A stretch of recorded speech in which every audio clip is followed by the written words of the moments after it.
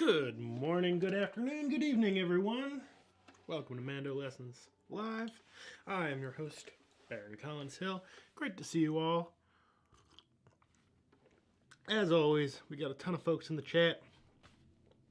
Hope you all got your mandolin out and a cup of something to sip on.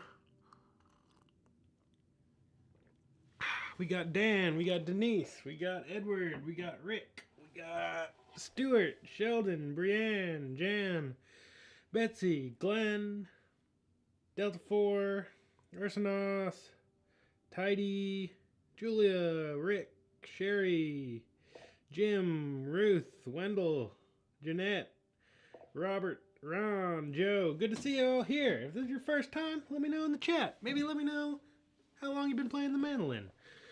What are y'all working on these days? Let's keep the chat running. I love it when I can't keep up. If you haven't been here before, welcome. The way these work is it's an hour of Q&A. So if you got any questions about the mandolin, throw them out there. If you got tunes you want to hear, I'll do my best to try to remember them as long as they're in the public domain. And yeah, we'll just have fun with it. Let me catch up, make sure I didn't miss any questions from the get-go here. Great to see so many familiar faces.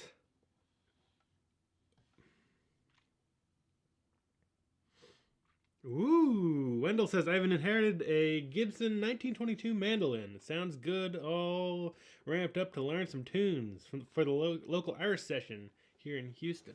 Amazing. That's a wonderful instrument to inherit. Does it look like this one except with it? Does it look like this? Except maybe different colors? That's my guess, but in any case, amazing. If you want to learn more about your mandolin, there's a great website. What is it? It's called, you can just Google the Mandolin Archive, and then look up the serial number. If the serial number on the inside is legible, which sometimes it is, sometimes it isn't. But I'm sure all the mandolin enthusiasts out there would love to hear about it. Check out Mandolin Cafe if you haven't already. Maybe you've got one that people don't know about. You never know. That's always an exciting time. Let's see. Excellent. Great to see you all. Black Mountain Rag. Ooh. I can't really remember how that tune goes.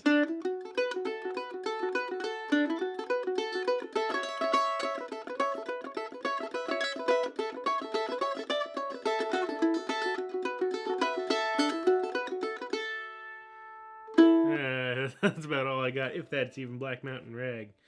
I would say my only insights, kind of going in blind, is got to get that right hand, dooga chugga, dooga chugga, dooga chugga, down and up and down and up and down and down and down and down up. That kind of constant right hand is so important with a lot of those great, really swingy rags.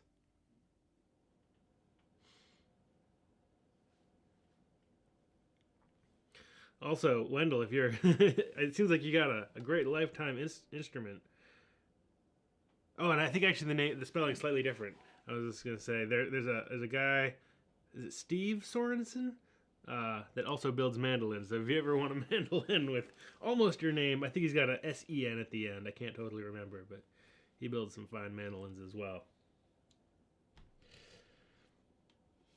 Cool, James says, first time on board, just checking out the lessons, somewhere around a medium player. Great, awesome. Yeah, it's hard to, I don't put too much stock in the kind of beginner, intermediate, advanced world. It's, there's so many variables that, you could be a beginner melody player, but an advanced chord player. You could spend 30 years playing guitar and then come to mandolin. And come with a lot of information. Oh yeah, what was that first tune that I played? Good question, Erson. That was Petronella.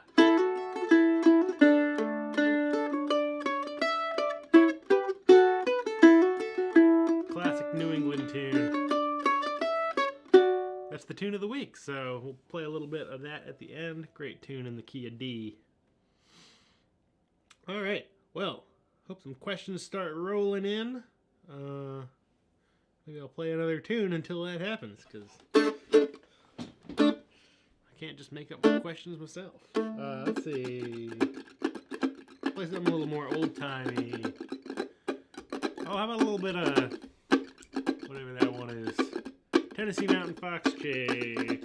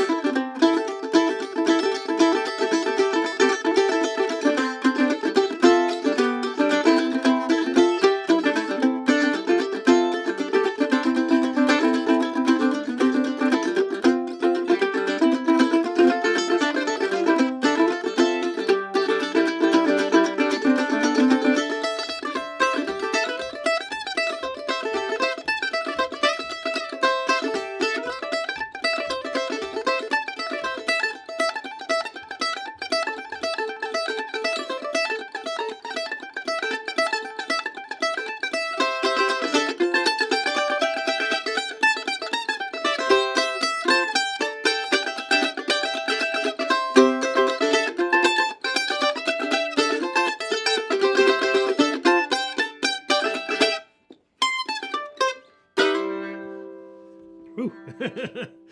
Here's a little something to wake up to.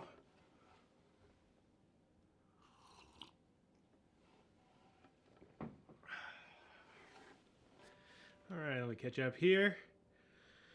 Miss Monahan's also a good tune. Waltzing Matilda. I could try to get through some of that. I think yeah, I used to play that. There's a lot of stuff that I learned from. I don't even know if it's still around. What was the name of that? MandoZine, which I think is still around in some capacity, but they have a great. I think it's actually now hosted by the Mandolin Cafe. There's a great archive of tablature written out in this software called Tablet. I don't know how to say it, but I learned a lot from that. A lot of tablature as a kid. And I think somebody in there had put together a nice little kind of chord melody arrangement of Waltzing Matilda, but I haven't thought about that in years. Let's see.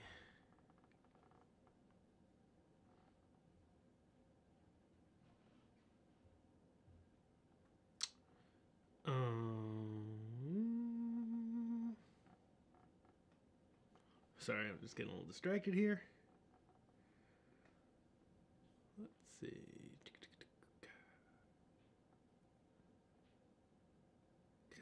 Stuart says, went to my first session this week with some Celtic trad players. Went really well. Excellent. Even led a couple tunes, and they invited me to play next night too. Amazing. It's great to get out and meet some folks in your community. Exciting times for me and my Mando. That's great. Yeah, any opportunity anyone can get to go out and play with other people. I think the time is hopefully coming. So I recommend, even if you feel like you're getting in over your head, that's all part of it. Go give it a try, because there's nothing else quite like it. Awesome. Wendell says, learn Wayfaring Stranger and Old Joe Clark from my lessons. 2 classics. John has a great question. Do you have any good exercises for getting rid of left hand tension? Yes. So, starting with basic technique, the idea you want is a nice kind of relaxed neutral left arm. Kind of starting all the way at your back, because if you tighten up your shoulder, then your hand's going to be tight. You know, if you tighten up further up the chain, it's going to cause problems. So, nice neutral shoulder, elbow bends to kind of, you know, chest height, and then you put the instrument where your hand naturally lies rather than putting your hand where you think the instrument should be, because that's going to mess with your shoulder. So your instrument's going to have a little bit of an angle to it off to the right hand side, kind of pointing off to like 1 o'clock. From there, I actually just put out a lesson on kind of left hand finger placement, which can really help kind of dial in. You want a nice loose wrist, I should add. Loose and straight wrist. And then a good exercise is to get your pointer finger on the 2nd fret and your pinky on the 7th fret. And then pointer on the 2nd, pinky on the 7th. So going up the strings, we have 2nd on the G, 7th on the G, 2nd on the D, 7th on the D. And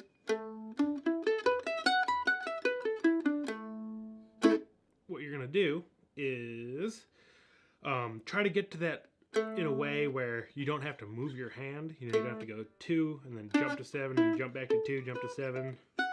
It might be a bit of a stretch at first, but it's a great pinky exercise. Just do a little bit, shake out your hand. Don't need tons of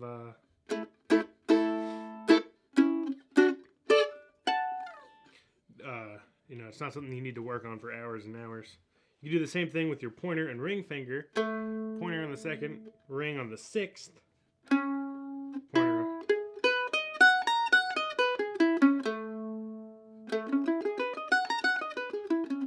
And then the same with your middle finger on the 4th.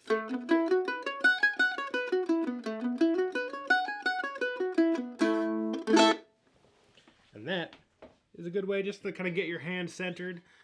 Figure out kind of where everything should sit, because at that point you don't really need to do, unless you need to shift, which you kind of rarely need to do, especially playing fiddle tunes. You don't need to ever move your hand around, and you can just kind of start getting real comfortable. It takes time, but start getting comfortable with where your left hand should be. I'm just going to, I will be right back here. I will, yeah.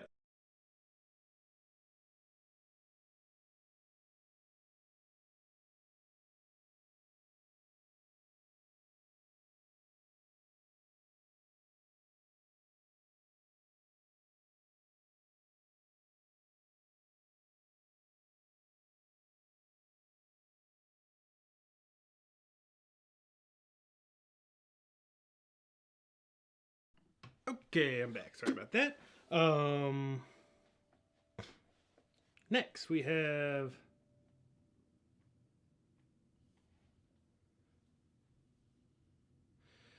let's see, Betsy says finally changed the strings. That is no small feat. Nobody likes changing strings as far as I know. I hate it, but sometimes you gotta do it. Put it off as long as possible. What a chore to do, but sure sounds better now. Yeah, that's the benefit of changing them, is they sound better. Andrew has a great question. Says, can you define old time? Is such a thing definable? Is it synonymous with Americana? So in general, like kind of names for genres can be pretty tricky, but I think and I know like I shouldn't be the source on this. The way I think of old time music is traditional music from the Southern Appalachians. Kind of string band music, if you will. And like in general, it can be, so I think maybe the best way to define it is through like definition of other things at the same time. Like bluegrass is informed by old time, but bluegrass was sort of more invented or conglomerated into a more kind of specific style by Bill Monroe and his compatriots in the early 40s. And they kind of made that music really fast and exciting and keyed up for radio and live performances, whereas old time music is a little less fireworksy. It doesn't, there's not generally isn't as much of a focus on solo, like taking solos, and it's more of just kind of about the ensemble. So in like modern traditional old time, everybody's just playing the melody over and over and not taking breaks like you might in a bluegrass jam. And then from there you can, like, I think a lot of kind of modern, when people mean old time now, they mean kind of what's called round peak style, is sort of a big influence. So Round Peak, North Carolina is where a bunch of old time musicians, traditional musicians, lived during the folk revival and in the 50s and 60s. And so they got recorded, like Tommy Jarrell, Fred Cockram, those folks all lived in like a really small area where it was really heavily like fiddle, banjo, guitar. That's it. So that sort of has become like the traditional instruments of old time music, but that's really just one little space. There's different varieties of old time all around the country. So it's a very big, kind of messy thing to explain, but that's sort of generally kind of where how I think of old time music is Southern Appalachian traditional string band music. Ursana says, I'm not sure if it's a change in how I'm holding the mandolin, being more careful about hitting the strings near the end of the fretboard or what, but I'm finding I keep accidentally muting with the palm. So that's a good thing to notice. I mean, ultimately, my hand ride's pretty close to the bridge, but if you're getting this sort of muted sound, just back your hand up a little bit, or you can kind of tip your wrist slightly. If you're laying on it like that, you can tip your wrist a little bit. You don't want to do anything drastic, but just a little movement. There's just a tiny little line between not muting and muting. So noticing it is a good thing. And then you can back your hand off a little bit, or just kind of lift your wrist ever so slightly, and that'll get rid of that mute. Awesome.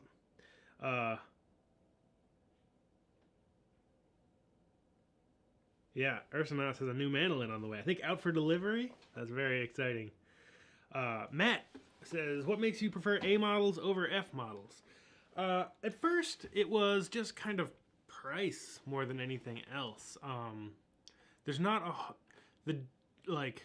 F styles are usually 60 to 100% more expensive than A styles, just because there's so much more woodwork involved with carving the scroll and binding the scroll and the points and all that sort of stuff that goes into an F style, a trickier headstock. So it's a lot harder to build and therefore more expensive. But the sound difference is not huge.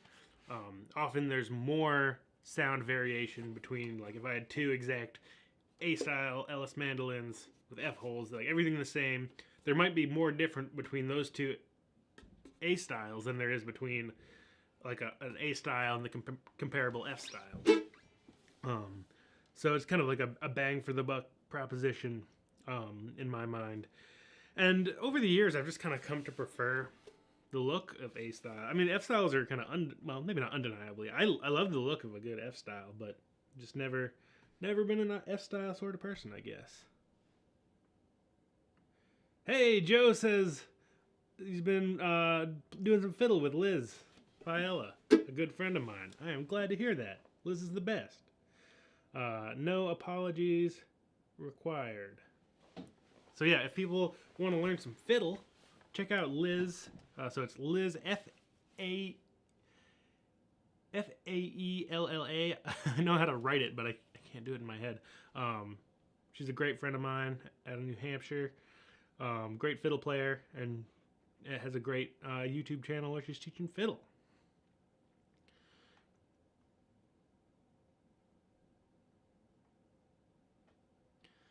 see.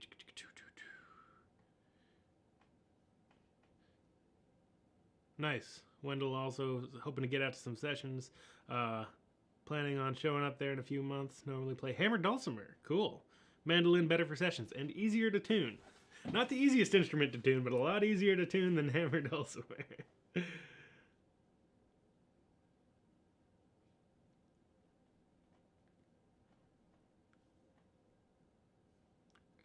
Let's see. Andy, thank you for the super chat. And also, thank you, Joe, for the super chat. I can't remember if I said that, but I really appreciate it. Any way people choose to support, there's a bunch of patrons in the chat. You can do the super chats. There's links in the description to a PayPal link and Patreon. And if you want to grab a private lesson, I'm coming up on the last month of doing private lessons for a while, just through the end of March. All the links are in the description. Not required, but greatly appreciated. And he says, guidance for beginners, just learning how to hold the pick so they don't drop it on the upstroke. I think, in general, if you're dropping the pick, that's probably a good sign, because I'm much more worried about people kind of getting a grip on the pick where they just like can't let go. You know, if you really got a lot of tension in your hand, because you're like, oh, I can't drop the pick, you got to hold it, but that's just going to make your mandolin sound like... versus having a really loose pick, then I always say you get 10 extra points if you drop the pick, because the looser in your hand the pick is, the more fluid you can be. And I think naturally, like, if you're dropping the pick on the upstroke, I think that stuff tends to work itself out, just because dropping the pick is a very clear-cut thing. Like, oh, I can't play if I don't have the pick in my hand. So you kind of naturally figure out how to get the pick to stay in your hands. That's maybe not the most... in general, yeah. I mean, you can also play around with different kinds of picks. People have different, like, hand chemistry where different picks feel like more or less slippery in their hands. You could try something a little more grippy, or a different shape, or a different thickness pick, all that sort of stuff.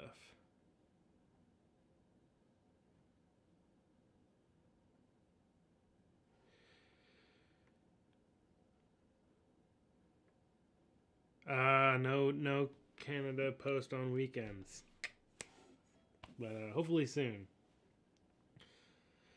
There's a doozy of a question from Chris. Says, what are your biggest challenges after all these years of playing? I would say... that's a great question. I mean, I think on the technical side of things, like, the thing I end up being most challenged with is when I'm asked to play in a key or a time signature that I'm not super familiar with. Like, I don't play that much bluegrass anymore, but sometimes people will play, like, in the key of B major, B natural. And I'm not very comfortable in the key of B major, so that's always a little bit of a struggle, just because I don't do it that much. I mostly play fiddle tunes, and there aren't that many fiddle tunes in B major, and I don't know any of them anyway. And then I think probably kind of on the more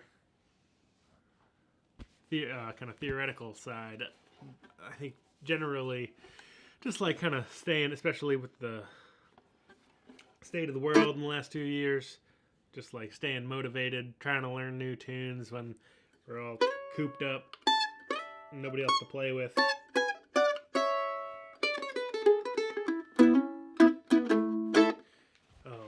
Yeah, I'd say those are kind of the big things. Nice. Jeanette says, great book about the migration of music from Scotland to Appalachia called The Wayfaring Strangers. Or Wayfaring Strangers. Amy says, do you have any other exercises for improving flexibility and reach in the left hand? Brand new to the instrument, have a little experience with uke, but struggling to get my hand limbered up. I think in general, just a little bit of playing like once or a couple times a day is going to be a lot more beneficial, kind of like scheduling your practice times rather than doing like 2 hours on the weekend when you've got a free big chunk of time. See if you can do like 5 minutes twice a day every day of the week, just because that sort of the repetition is really what builds up your ability to stretch and kind of get comfortable with the instrument. You can do little kind of hand stretches like pushing your fingers back, but that's more kind of to like release tension than to like gain the ability to stretch more. I think a lot of that ability to stretch comes from just kind of interacting with the instrument regularly. And especially when you're starting out, don't try to like play for hours and hours and hours, because you're just gonna tire yourself out and start developing bad habits. Just like a little bit, a couple times a day is great, versus trying to practice for large chunks on the weekend, because you also need to build up kind of the mental stamina to play for longer periods of time. Whereas, if you're sitting down, you build a lot of pressure. If you're like, okay, Saturday afternoon, I got 2 hours to play. That's kind of putting a lot of pressure on that time, which isn't really necessary. So, just kind of casually picking up the instrument as regularly and as often as possible for shorter periods of time is really going to help with stretching and getting comfortable physically with the instrument.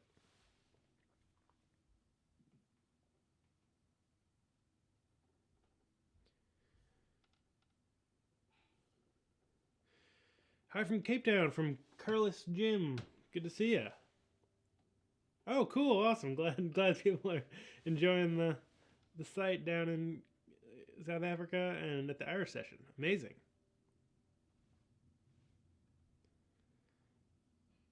How does the old Gibson compare to the Ellis oval hole in terms of volume? They were about the same. I actually no longer own that oval hole Gibson. It was sad to see it go, but I got too many mandolins and too many instruments in general. But I would say they were about equal. That particular Gibson oval hole I had was very loud, and I've had other old Gibson oval holes in the past that were not as loud as that one. That one was like particularly loud. It wasn't like the warmest sounding oval hole I'd ever seen or owned. But those two, that last one that I had from 1924, it was an A, between the A Junior and the A1.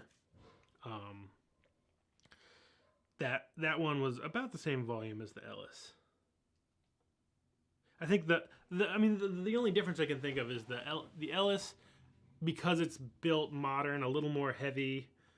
It could deal with heavier gauge strings. I could physically play it harder. I can physically play the oval hole harder, so it stands up a little better to kind of harder playing, which is more my style, because I mostly play, well, I have historically played this F-hole mandolin, which I can kind of get away with playing a little harder. Okay, there we go. Yeah, Joe's got Liz's file as Nay. That's right, Faiella. Check him out. She's great. Does a lot of great tunes.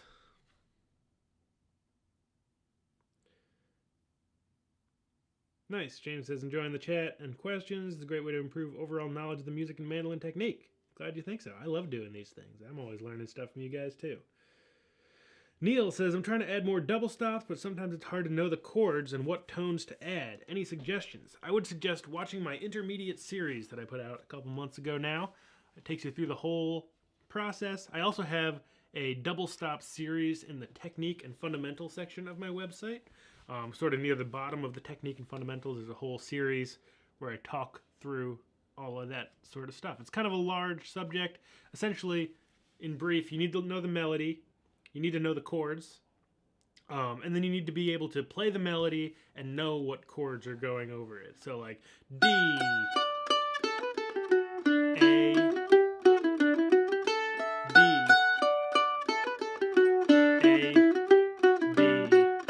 being able to do that with the tune you're working on, because then when you say, okay, now I need to add some double stops, well, what chord is happening is going to determine what notes I'm able to add.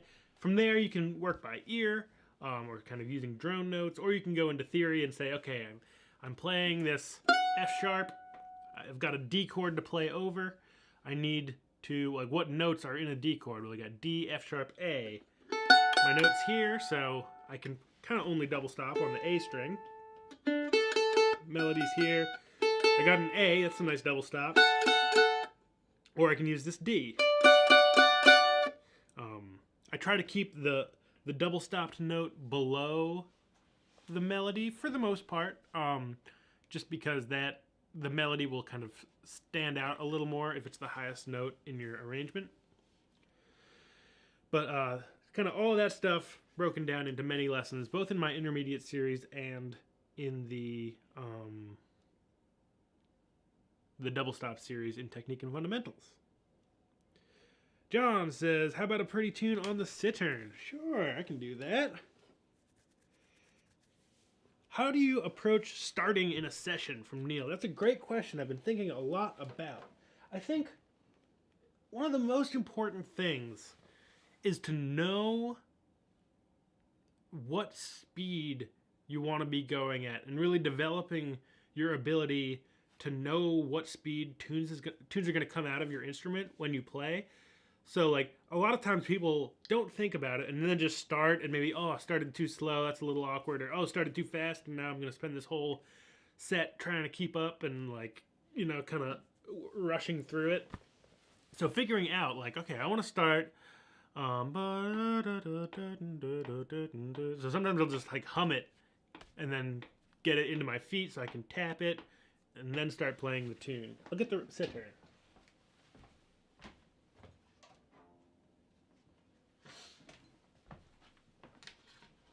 It should be fairly in tune. I was playing it last night. Put the capo in a random spot, which is always fun. Yeah, nice and in tune. Let's see. I'll play a jig here.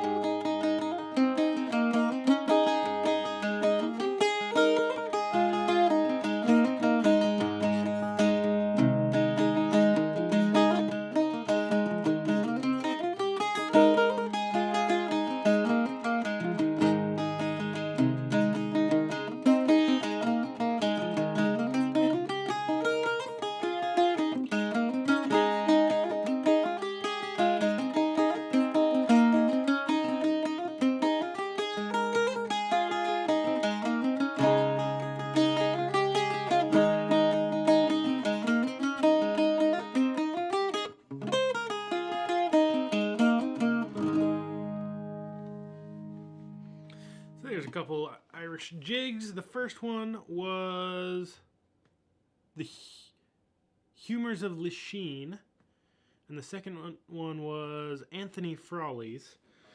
They're both normally in G, but I put the capo on the 6th fret and was playing out of D position, so it came out in G sharp.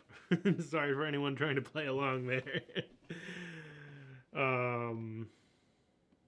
Yeah, thanks for... Oh, and Edward, that second one was for you, Edward. The first one was for John. I just noticed that there were 2 super chats. Thank you very much for requests on the sitar and bouzouki thing. Nice. Jeanette started on the tarantella. Is that the That's the only tarantella I know. There's probably many more, but that's what pops to my mind when I hear the word tarantella. Russ from Little Deer Isle, out in my old stomping grounds. I used to live in Belfast for a long time. If you had to pick 3 things you feel had the most impact on your musical and mandolin development, what would they be? Woo! I am loving these questions today. All right. Let me put this thing away so I can properly think about this question.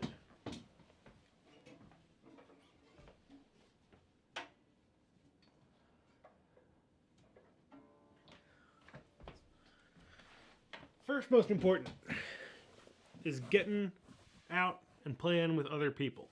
That could be a family member, could be a friend, could be going to finding the right session or jam near your house and going, just getting out there. Music is meant to be played with other people, so that's what it's all about. It's a lot to learn. It's kind of a little bit of a learning curve to it, but just gotta kind of accept that you're going to be in over your head at first, and you just got to get out there and do. That's by far the most important thing that's had the most impact on my musical and mandolin development. You learn how to play, you learn how to listen, you learn how to kind of communicate with other musicians, you learn all the ropes. Second most important, I would say, is regularity, consistency of finding a way, and that's kind of tying in with getting out and playing with other people, is repetition. This music is very repetitive by nature. That's just kind of what it's all about. You play through the tunes over and over and over again. So not just playing the tune, like learning a tune and then practicing it by playing it once and being like, done, got the tune. That's not really what it's all about. And it gets vastly more fun to repeat the tune over and over and over again if you're playing with other people. So, the way I've learned a lot is from... I probably did the most hours of kind of with an instrument in my hand playing tenor guitar accompaniment for contra dances, where it was me and my bandmate Julia, who's a fiddle player, and we would play for 3-hour dances, just the 2 of us, and I was in charge of chords and she's in charge of melody, and I didn't really know what I was doing when I first started, but after, I don't know how many I've played, probably between 500 and 1,000 contra dances that are all average around 3 hours long. That's a lot of time in the seat. So, people talk about 10,000 hours. That could be 500 times 3, 1,500 to 3,000 of those hours, a third of the 10,000 hours. And then, time spent playing in sessions is probably another 3,000 hours. And then maybe the other 3,000 hours is playing on your own. Figuring out how, getting repetitive is definitely number 2. I don't know how much stock I'm actually putting in these. I'll go with this. Number 3, I would say, is listening. Listen to as much music as you can. When you're home, you can do active listening, where you're just sitting there with maybe an instrument in your hand trying to figure it out. You can do passive listening, just listening to music while doing the dishes, whatever it may be. Listen to the kind of music that you want to play. If you want to play bluegrass, you're not going to become a better mandolin player by listening to a bunch of jazz and classical music. If you want to learn bluegrass, I would say listen to a lot of bluegrass with a lot of mandolin players you like to listen to. And that just gives you a lot of information about, what does a mandolin do in bluegrass? It's all about kind of, with oral traditions and learning by ear. It's all about like mimicry. So you just gotta try to mimic what you hear, and the more you listen, the better you'll be able to mimic. Those would be my big three. I think listening is also like maybe more important than number three, but that's how I'm thinking about it today anyway. Have I ever delved into gypsy jazz? I went to Django in June, which is a great gypsy jazz camp in Western Massachusetts. I was going to say, when is it? It's in June. Many years ago, probably 10 years ago now. And that was great. I learned from Jason Anik and Aaron Weinstein, both incredible mandolin and fiddle players. I haven't done, I played some jazz in college. I didn't play gypsy jazz in college, but I haven't played jazz or gypsy jazz really at all since then. So I've toyed around with it a little bit, but not really. For pull-offs, do you more push than pull? I guess it depends on what you mean by that. Is that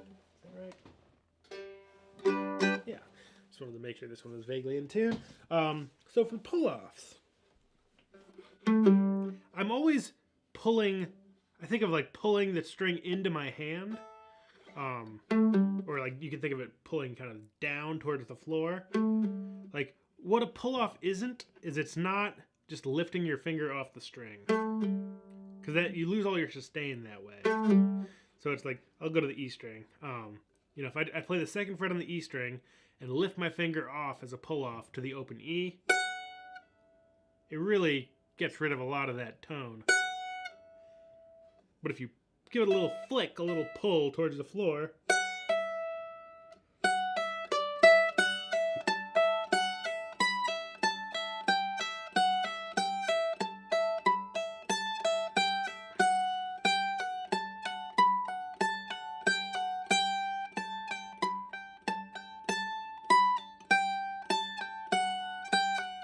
it's all about that little flick that really keeps the note going. So I've never really thought about, like, I would think of pushing as like going the other direction. I've never done that. It seems like I would just run into other strings, but maybe some people do that. I know that like guitar players, like electric guitar players, will bend their E strings way up into the middle of the fretboard, but we can't really bend that far with mandolins. So that's the only time I think of people really like pushing upward with their fingers. Stuart says, any tips on chords for backing Irish tunes? Dadgad guitar does a great job of climbing around the melody when playing chords, and I know it can be done on mandolin, but I struggle a bit. So in general, in Irish sessions, and this can vary a little bit, but in general, mandolins just play the melody in Irish sessions, so that's what I generally do, unless somebody like specifically asks me to back up tunes on a mandolin, which almost never happens. That said, you know, if you're in a public session and you're playing around with friends and maybe putting a group together where the mandolin wants to take over that role, that's great. In general, you know, it's very contextual about like what other instruments playing backup. Like if there's a guitar, I try to like imitate the bouzouki on the mandolin more than anything else. So I pretty much, if there's a guitar, and I'm playing mandolin backup, which again I don't do very often, I pretty much stay on these two strings because the melody is going to be up here. You know, the melody's on the A and E strings. Maybe on the D string. In Irish music, pretty much the lowest note in 99% of the tunes is that open D. So I try to stay away from the melody as much. So I'll, like if the tune's in D and I'm playing Miss Monaghan's, I might do this.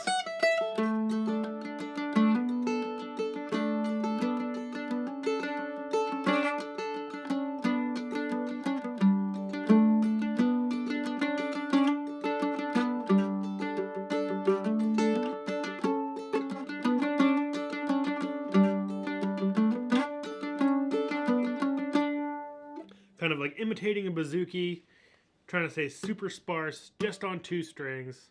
You know, maybe drone that D string and use your G string to try to like pick out some different chord voicings.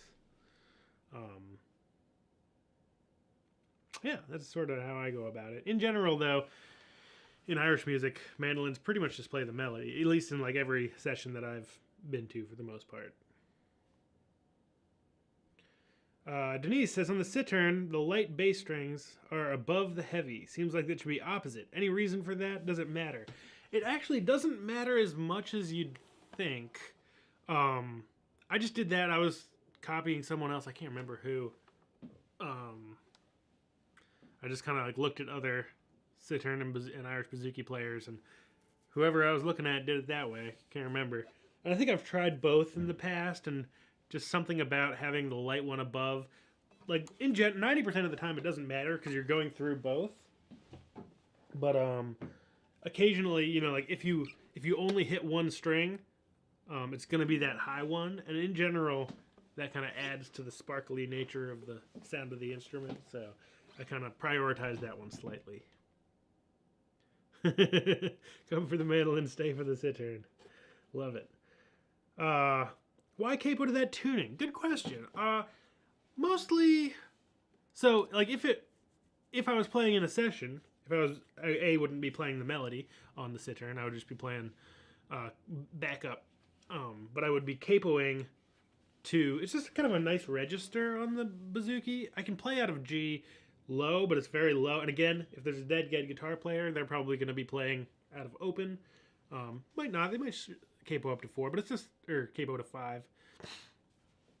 But kind of capoing up just gives you a different register, a different sound coming out of the instrument. And I put a capo on 6. I find that sometimes like strange capo positions, like putting it on 4 or 6, where ultimately I'd be playing out of F sharp and G sharp, just gives it a little sound if I'm playing on my own or I'm playing with another instrument that wants to capo up. So my friend Owen Marshall, great dad guitar player, we love playing music together where he's either playing bouzouki or dad guitar and I'm playing tenor guitar or bouzouki. And we love to just kind of capo to a random spot. So you get, you know, a tune coming out in the key of B maybe. You know, it's not a friendly thing to do when there's melody players around that don't, you know, if there's a fiddle player, no fiddle player wants to play a tune they know in G in the key of B. At least not many that I know. But it's just like kind of an interesting way to get a slightly different sound. Yeah, A flat on the cittern, G sharp, whatever you want to call it. But it's, so yeah, those tunes are normally in G. So if I was backing up a session, I would have capoed to the 5th fret and played out of there, or played out of G open. Awesome. Well, let's play a little bit of Petronella since I seem to get to the end here. Oh, Andy says putting an early request for Connachtman's Rambles. How does that go? Can't remember. But let's all right, we're jumping to it early, which is good because I usually forget to ask for suggestions until the very end. Next week, let's do Connachtman's Rambles. I'll figure out what it is between now and then. I think it's on my website. I'll just check to make sure. But let's play a little, get your mandolin out if you don't have it out already. And let's play a little bit of Petronella. Connachtman's Rambles is not on my website. Unless it's under the Connachtman's Rambles. Oh, it is. Great. It's under the Connachtman's Rambles. So let's play that next week, however that goes. And this week, let's play Petronella. So, not too fast here. It's in the key of D. Kind of New England-y tune. We got that speed. I'll play the melody first, you play the chords. Then we'll pass it back and forth. Here we go.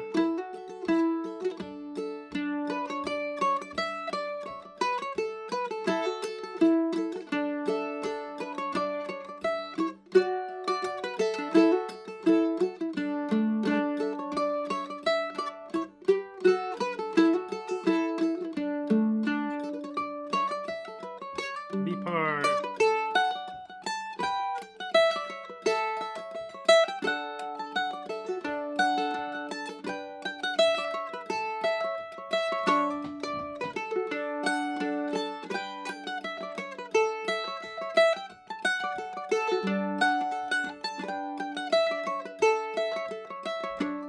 Yeah, you take it.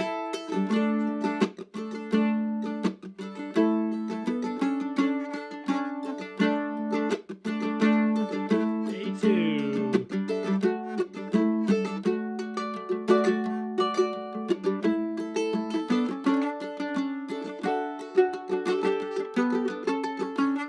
B.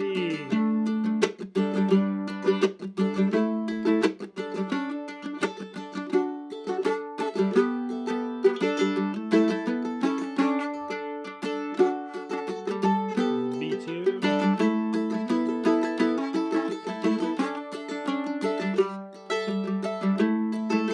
Take it.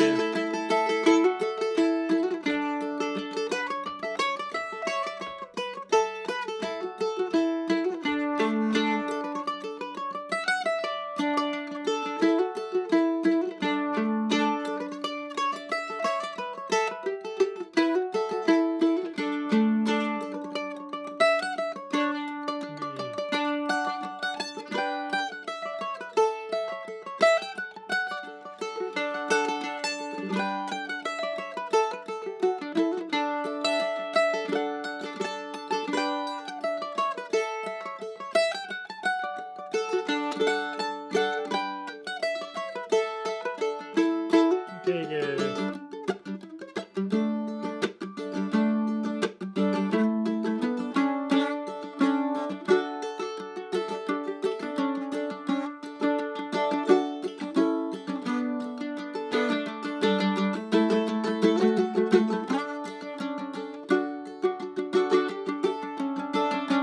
B.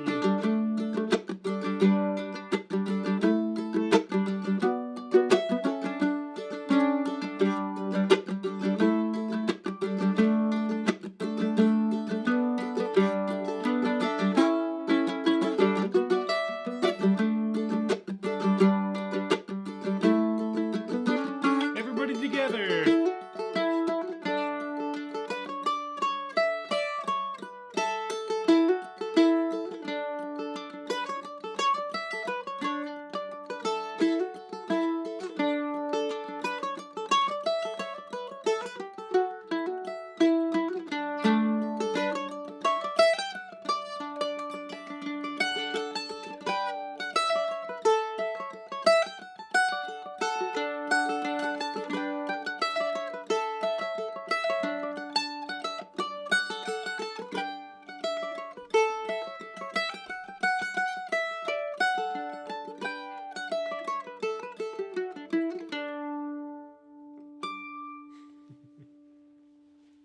There's a little bit of Petronella.